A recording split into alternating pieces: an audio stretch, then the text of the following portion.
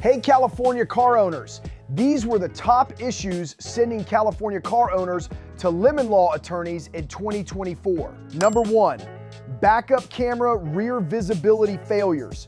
Multiple brands, Ford, Volkswagen, Ram, Stellantis brands, issued recalls for rear camera display defects that reduce driver view while reversing. Number 2, transmission or shift defects. Hard, delayed, or unexpected shifts remain major complaints across automakers.